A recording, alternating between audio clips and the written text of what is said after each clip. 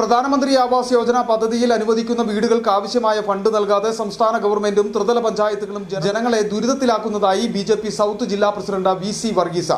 കേന്ദ്ര സർക്കാർ പദ്ധതികളെ അട്ടിമറിക്കാനാണ് കാലങ്ങളായി മാറി മാറി വരുന്ന ഇടത് വലത് സർക്കാരുകൾ ശ്രമിക്കുന്നതെന്നും അടിയന്തരമായി ഫണ്ടുകൾ നൽകി ജനങ്ങളുടെ ദുരിതം അകറ്റണമെന്നും അദ്ദേഹം ആവശ്യപ്പെട്ടു.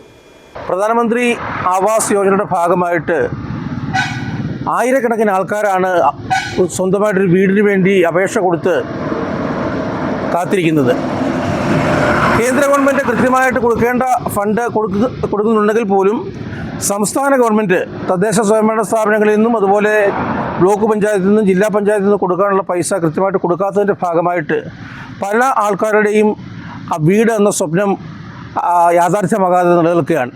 മഞ്ഞപ്പെട്ടിയിലെ വിജയമ്മ എന്ന് പറയുന്ന ഒരു സ്ത്രീയുടെ ദയനീയമായ അവസ്ഥ ശ്രദ്ധയിൽപ്പെട്ടു. അവർ വീടിൻ്റെ ഭിത്തി വരെ കെട്ടി അതിനുശേഷം കടം മേടിച്ച് വാർത്ത് വലിയ ബുദ്ധിമുട്ടിൽ കഴിയുന്ന ഒരു സാഹചര്യം സോഷ്യൽ മീഡിയയിലൂടെ അറിയാനിടയായി. എന്തായാലും അടിയന്തരമായിട്ട് ഗവൺമെൻറ് ഈ അനാസ്ഥ പരിഹരിച്ചുകൊണ്ട് പ്രധാനമന്ത്രിയുടെ ആവാസ് യോജന എന്ന സ്വപ്ന പദ്ധതി അത് യാഥാർത്ഥ്യമാക്കുന്നതിന് വേണ്ട ഉചിതമായ നടപടികൾ സ്വീകരിക്കണം. ആവശ്യമായുള്ള ഫണ്ട് അത് പഞ്ചായത്തിൻ്റെ ആണെങ്കിലും ബ്ലോക്ക് പഞ്ചായത്തിൻ്റെ ആണെങ്കിലും ജില്ലാ പഞ്ചായത്തിൻ്റെ ആണെങ്കിലും അത് കൃത്യമായിട്ട് കൊടുത്ത് ആവാസ് യോജന എന്ന സ്വപ്ന പദ്ധതി അത് എത്രയും പെട്ടെന്ന് ആൾക്കാർക്ക് സഫലമാക്കുവാനായിട്ട് അത് യാഥാർത്ഥ്യമാക്കുവാനായിട്ടുള്ള പരിശ്രമം ഗവൺമെൻറ്റിൻ്റെ ഭാഗത്തുണ്ടാകണം.